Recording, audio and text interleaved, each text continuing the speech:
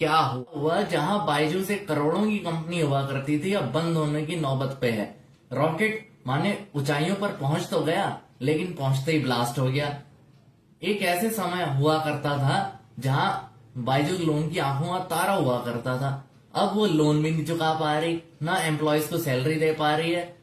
क्या है इसके पीछे, पूरी कहानी जानेंगे इस क्विक पीएस न्यूज एपिसोड में।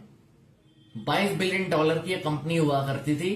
शाहरुख खान जैसे इसके ब्रांड एम्बेसडर हुआ करते थे और इंडियन क्रिकेट टीम तक को स्पॉन्सर करती थी। ऐसा इंसान ढूंढना मुश्किल ही नहीं, नामुमकिन था जिसको बायजूस के बारे में ना पता हो।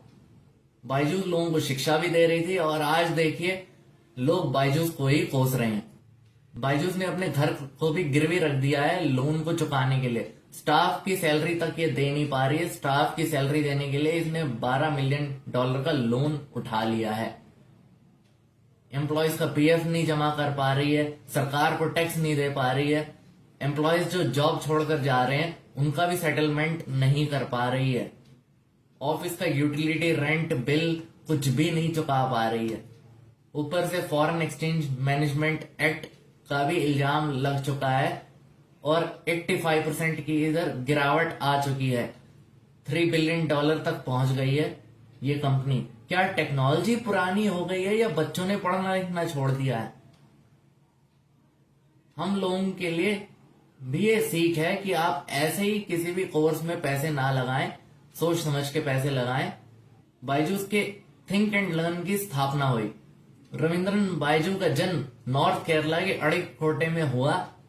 बायजू के पापा सरकारी स्कूल में एक मैथ्स के टीचर थे और बायजू की मम्मी उसी स्कूल में फिजिक्स की टीचर थी। बायजूस के घर में पढ़ाई लिखाई का माहौल तो शुरू से ही था। 8th क्लास तक बायजूस का दिमाग मैथ्स और स्पोर्ट्स में बहुत ही तेज था। उन्होंने एसएन कॉलेज में एडमिशन लिया इंजीनियरिंग में, कन्नूर में। साल 2000 में वो पास आउट हुए कॉलेज से और शिपिंग फर्म ज्वाइन कर ली साल 2001 में सर्विस इंजीनियर के तौर पे। 2 साल बाद 2003 में वो अपने घर वापस आ जाते हैं और उनके दोस्त बोलते हैं कि भाई कैट के एग्जाम की तैयारी करा दे। उनमें से 4 का एग्जाम क्रैक हो जाता है। अब वो लोग बायजूस को कन्विंस करते हैं कि भाई बायजूस तू भी एक बार ये टेस्ट दे के देख ले। भाई साहब बायजूस ने एग्जाम दिया, 100% उन्होंने स्कोर किया। उन्हें आईआईएम से कॉल भी आया, इंटरव्यू भी क्रैक कर लिया, ऑफर लेटर भी उन्हें मिला, लेकिन उन्होंने इस जॉब को ठुकरा दिया और सर्विस इंजीनियर की जॉब पर दोबारा चले गए। कहते हैं कि उन्हें एमबीए का शौक बचपन से ही नहीं था। उन्होंने कैट ऐसे ही मजे मजे में क्रैक कर लिया। माना जाता है कि उन्होंने 2005 में फिर से कैट का एग्जाम दिया, फिर से उनके 100% स्कोर आ गया। देखते ही देखते उनके दोस्तों ही दोस्त उनसे कोचिंग लेने आ जाते हैं कि कैट के एग्जाम की तैयारी करा दो। बायजू फिर फॉर्मल सेशंस लेना शुरू कर देते हैं। बायजू को जिंदगी में पहली बार पता चलता है कि उन्हें पढ़ाना बहुत पसंद है। बायजू ऐप पर भी वो कैट की क्लास लेने लग गए। साल 2006 में बायजू ऑडिटोरियम में क्लास लेते हैं और पहली बार 1200 बच्चों के सामने क्लास लेते हैं। उन्होंने फ्रीमियम मॉडल पर क्लास चलाना शुरू कर दिया, यानी कि पहली क्लास फ्री, अगर आपको पसंद आती है तो 750 रुपए पर सेशन। बायजूस लंबे लंबे 4-4 घंटे के सेशन लेने लग गए और ज्यादातर बच्चों को ऐसी ऐसी ट्रिक सिखाया करते थे जिनसे वो सेकंड्स में आंसर को प्रिडिक्ट कर पाए। धीरे धीरे इस कैट टॉपर की खबर फैलने लगती है और 15 बच्चे अगर ट्रायल क्लास अटेंड करते हैं तो उनमें से 14 बच्चे पेड वर्कशॉप में एडमिशन लेते हैं, एनरोल कर लेते हैं। बिजनेस मॉडल काफी सक्सेसफुल रहा और लोग उन पर ट्रस्ट भी करते रहे। साल 2009 के बीच में अंडर ग्रेजुएट स्टूडेंट्स को उन्होंने टारगेट करना शुरू कर दिया और क्लासेस को दूसरे शहरों में भी एक्सपैंड करना शुरू कर दिया। साल 2009 में उन्होंने वीडियो लेक्चर्स को भी इंट्रोड्यूस कर दिया। यूपीएससी के लेक्चर्स भी उन्होंने स्टार्ट कर दिए। साल 2011 में उन्होंने थिंक एंड लर्न कॉर्पोरेशन बनाई अपनी फ्यूचर वाइफ दिव्या गोकलनाथ के साथ। उन्होंने स्कूल्स के भी कोर्सेज ऑफर करने शुरू कर दिए टेक्स्ट बुक कंटेंट के। साथ ही ऑफलाइन कोचिंग सेंटर भी खोले हाई स्कूल स्टूडेंट्स के लिए। साल 2011 में उस समय वीडियो मेन स्ट्रीम वीडियो ऐसे पता नहीं था लोगों को, ज्यादातर मेगा वर्कशॉप्स भी कंडक्ट करने लग गए अपने ट्यूशन सेंटर्स की ओर, ताकि वो बच्चों को अट्रैक्ट कर पाए। ठीक वैसे ही जैसे उन्होंने कैट में स्ट्रेटेजी चलाई थी, जिसका साइज 25,000 तक पहुंच गया दोस्तों, और ये सिर्फ उनके लिए बिगनिंग थी। बायजूस ने रियलाइज किया कि कुछ बच्चों का सीखने का तरीका अलग होता है और कुछ का अलग। सब पर एक ही फॉर्मूला अप्लाई नहीं किया जा सकता। कुछ किताबें पढ़ के सीखते हैं और कुछ वीडियो लेक्चर्स के माध्यम से सीखते हैं और कुछ स्टोरी सुन के और कुछ हैंड ऑन एक्टिविटी के माध्यम से सीखते हैं। कंपनी को अलग अलग दाव पेच भी खेलने पड़े।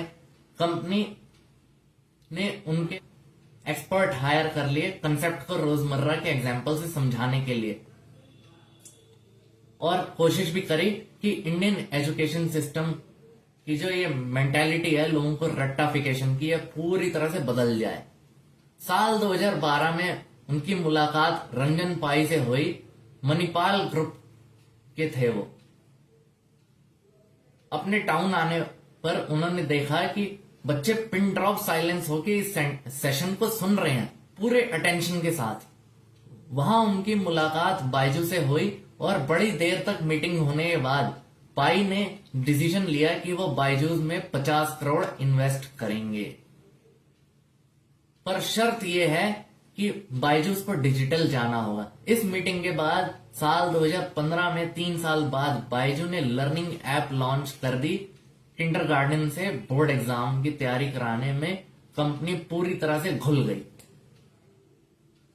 साल 2015 में कंपनी ने सिक्वोया कैपिटल के जो रीब्रांड होकर IXV हो गई, उनसे $25 मिलियन का वेंचर उठाया। अगले साल 2016 में $50 मिलियन का इनिशिएटिव उठाया। चान जकरबर्ग के इनिशिएटिव से बायजूस की नजर अब आसमान पे थी। लोग बायजूस में इन्वेस्ट करने को तैयार हो गए थे। शाहरुख खान जैसे ब्रांड एम्बेसडर उनको साल 2017 में मिले। हार्वर्ड की एक केस स्टडी के अनुसार बायजूस पूरे ही लर्निंग सिस्टम पे इम्पैक्ट डाल रहा है इकोसिस्टम में। साल 2018 में वैल्यूएशन बायजूस की $1 बिलियन से अधिक हो गई थी। बायजूस ने इंडियन क्रिकेट टीम तक को स्पॉन्सर किया। फिर आता है कहानी में ट्विस्ट। कोविड-19 पैंडेमिक लॉकडाउन पीरियड चलता है और ये एडटेक कंपनीज के लिए एक बहुत बड़ी गोल्डन अपॉर्चुनिटी थी ग्रो करने के लिए। स्टूडेंट्स 4 दीवारी में कैद थे, बाहर तो निकल नहीं सकते थे, स्कूल्स बंद थे। 1.6 बिलियन लर्नर्स को 190 कंट्रीज में इम्पैक्ट दिया था इस लॉकडाउन में। पहले तो ये एडटेक कंपनीज ने अपनी एक्सेस ऐप की जो है फ्री कर दी कि अगर पसंद आती है तो बाद में यूज कर लेना। फिर साल 2020 में भारत सरकार ने ऑनलाइन एजुकेशन सिस्टम पर फोकस करने के लिए नेशनल एजुकेशन पॉलिसी लाई। अब इसी बीच एडटेक कंपनीज को काफी सारे इन्वेस्टर मिले कि भाई तुम बस नंबर लाओ, बाकी हम इन्वेस्ट करेंगे। चिंगारी कब आग में बदल जाती है किसी को पता ही नहीं चलता। चिंगारी क्या, फॉरेस्ट फायर एक तरह से समझ लो। 2020 से 2022 तक 6.65 बिलियन तक पहुंच गई कंपनीज और वेंचर कैपिटलिस्ट। इसमें से 3.3 बिलियन का हिस्सा सिर्फ बायजूस का था। बायजूस दिन दुनी रात चौगनी तरक्की कर रहा था। बायजूस ने अब दर्जनों में कंपनीज को खरीदना शुरू कर दिया। व्हाइट हैट जूनियर, आकाश, टॉपर, ग्रेट लर्निंग। अब बायजूस का पैर केले के छिलके पे पड़ता है और उनका पैर फिसल जाता है। और अब नॉर्मल ग्रोथ का नतीजा सामने आता है कि अब उन्हें सक्सेस का प्रेशर आने लगता है। कंपनी के कर्मचारियों पर ज्यादा इम्पैक्ट पड़ने लगता है कि और ऐसी स्ट्रेटेजीज लाओ कि हम कैसे ग्रो कर सकते हैं। कंपनी के जो एम्प्लॉयज है पहले ही वो खासा नाराज थे कि अनफेवरेबल टारगेट दिया जा रहा है, अनफेवरेबल एनवायरमेंट दिया जा रहा है एटसेट्रा वर्क करने के लिए।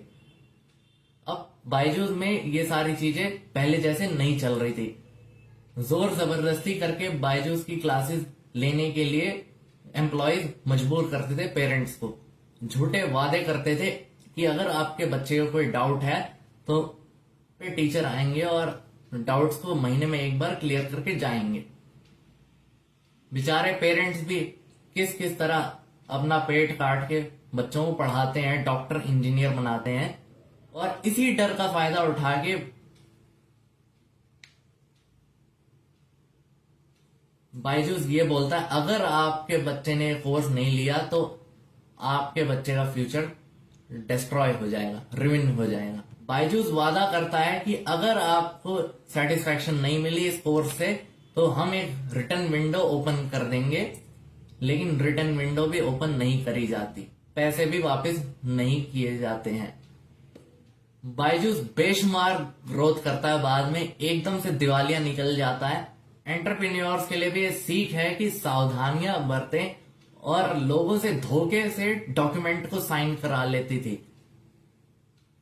साल 2023 अप्रैल आते आते खुद बायजूस कर्जे में डूब जाता है। इन्वेस्टर्स बोलते हैं कि अब हम एजुकेशन स्कीम्स में अब और फंड नहीं करेंगे। कहते हैं ना कि अगर विद्या के नाम पर लोगों को लूटोगे तो मां सरस्वती जी का तो श्राप लगना ही था, सबक तो सिखाना ही था, कर्मों का फल तो मिलना ही था। जिस तरह से इन्होंने झांसा दिया है लोगों को, पेंडेमिक का समय खत्म हो जाता है, लोग दोबारा से स्कूल जाने लगते हैं। पेंडेमिक का समय खत्म हो जाता है, बच्चे दोबारा से स्कूल जाने लगते हैं। बायजूस को इस बात का अंदाजा बिल्कुल नहीं था कि ये जो सक्सेस है इनके लिए टेम्पररी है और स्कूल्स भी कभी खुलेंगे।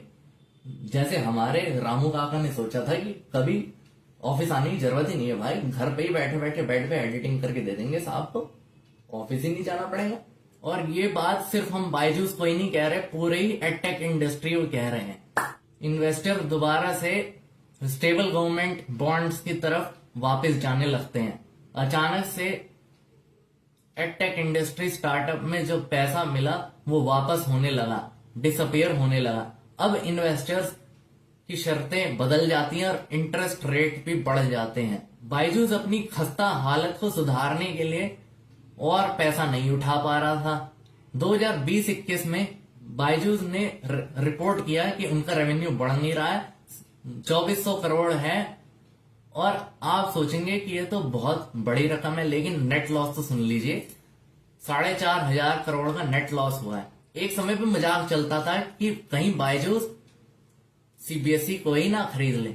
बायजूस ने ये सोचा ही नहीं बिल्कुल, क्या हम ये जो धड़ल्ले से पैसा खरीद रहे हैं तो या बोरो कर रहे हैं मार्केट से, क्या हम ये वापस कर भी पाएंगे?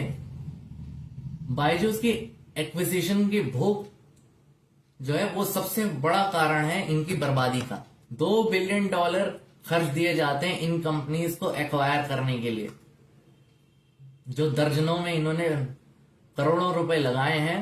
जो पैसा इन्होंने एक्वायर किया है, इससे भी ज्यादा इनको पैसा कंपनी को रन करने के लिए चाहिए था। बी फाउंडर्स अपनी इक्विटी डायल्यूट करने की नीड भी नहीं पड़ी, उनका शेयर उन्हीं के पास सेफ था। बायजूस को लगा कि लोन तो मैं अभी ले लेता हूं, बिजनेस भी ग्रो कर लेता हूं, फिर उसके बाद डेब्ट्स तो मैं चुका ही दूंगा, $100 बिलियन की कंपनी भी खड़ी कर दूंगा। लेकिन उनकी ये थ्योरी प्रैक्टिकल वाली एग्जाम काम नहीं आई। बायजूस और उनके लैंडर्स में अब डिस्प्यूट चलता है, उनके खिलाफ यूएसए में कोर्ट्स में केस चलने लगते हैं। अल्फा सब्सिडी को भी सीज कर लिया जाता है, जिसके बेसिस पे बायजूस को लोन दिया जाता था। अब क्या होता है, बायजूस अपने शेयर्स सेल कर देता है। बायजू की वाइफ एंड ब्रदर के संग अब बायजूस ने कॉस्ट कटिंग करनी शुरू कर दी।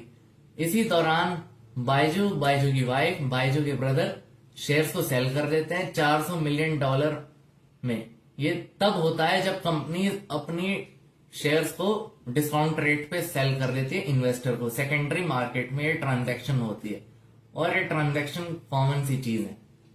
स्टार्टअप इकोनॉमी में अचंभे की बात है 25% का शेयर टोटल शेयर के लिए एकदम बहुत बड़ा परसेंटेज है सेल करने के लिए। अचंभे की बात है कि वो 25% का शेयर टोटल के शेयर से बड़ा है, बड़ा परसेंटेज है।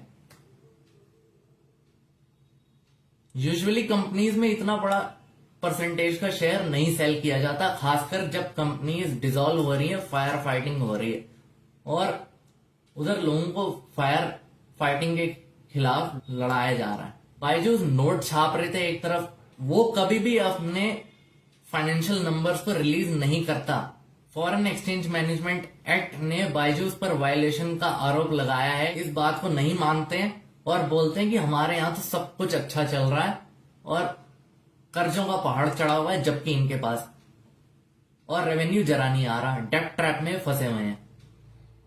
5,000 से अधिक एम्प्लॉयज को फायर कर दिया जाता है, बोर्ड मेंबर्स के नाक के नीचे ये सब होता है। हम जैसे जर्नलिस्ट की आवाज दबाई जा रही है और हम ये होने नहीं देंगे। बायजूस ऐसे स्टेज पर आ गया है, चाहे ये अपने 4-5 घर भी गिरवी रख देना तब भी ये सरवाइव नहीं कर पाएगा। अब बायजूस की हालत तो हमें खस्ताई लग रही है दर्शकों।